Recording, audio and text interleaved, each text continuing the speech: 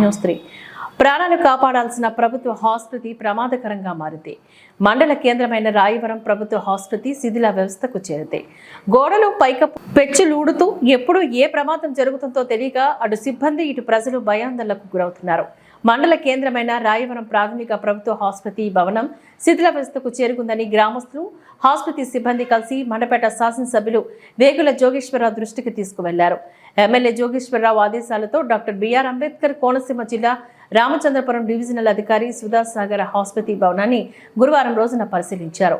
ఈ సందర్భంగా ఆర్డీఓ మాట్లాడుతూ ఆసుపత్రి భవనం యొక్క పరిస్థితులను కలెక్టర్ దృష్టికి తీసుకువెళ్లి త్వరలోని నూతన హాస్పిటల్ భవనం ఏర్పాట్లు చేసేలా చర్యలు తీసుకుంటామని అన్నారు. ఈ కార్యక్రమంలో తెదేపా సీనియర్ నాయకులు ఉండవిలి రాంబాబు, గ్రామ శాఖ అధ్యక్షుడు ఎలుగుబంట్ల గోపికృష్ణ, వైద్యాధికారి doctor Anirudh, RI Ramarao, revenue సిబ్బంది, వైద్య సిబ్బంది, లొల్ల గ్రామ సర్పంచి చాట్రాతి జానకి రాంబాబు తదితరులు ఈ కార్యక్రమంలో పాల్గొన్నారు.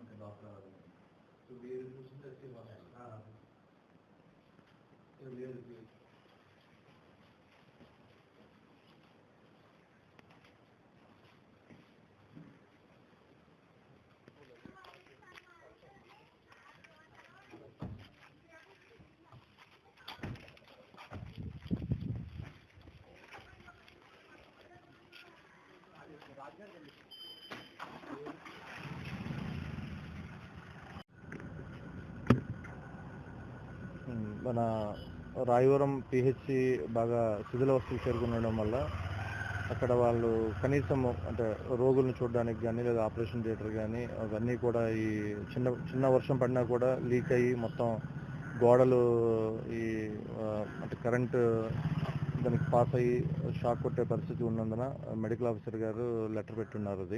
దాని మీద ఈరోజు మనకి రాయవరం ఎప్పటి నుంచో ఇది గతంలో సమితి తాలూకాగా ఉండి ఇప్పుడు మండల కేంద్రంగా ఉంది. ఇక్కడికి వచ్చే ఓపీ కూడా బాగానే ఉంది.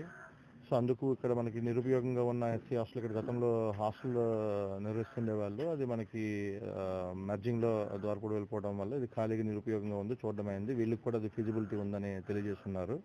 అందుకే ఇది అక్కడ ఉన్న పిహెచ్సిని ఇక్కడ షిఫ్ట్ చేస్తే ఇక్కడ సక్రమంగా నిర్వహించడానికి అవకాశం ఉంది అని తెలియడం వల్ల ఈరోజు విజిట్ చేయడమైంది. అక్కడ స్థానికులతో పాటుగా అలాగే మన మెడికల్ ఆఫీసర్స్ అని ఇది వెంటనే కలెక్టర్ గారి నోటీసులో పెట్టి దీన్ని మనం ఉపయోగంలోకి తీసుకురావడం అనేది జరుగుతుందండి.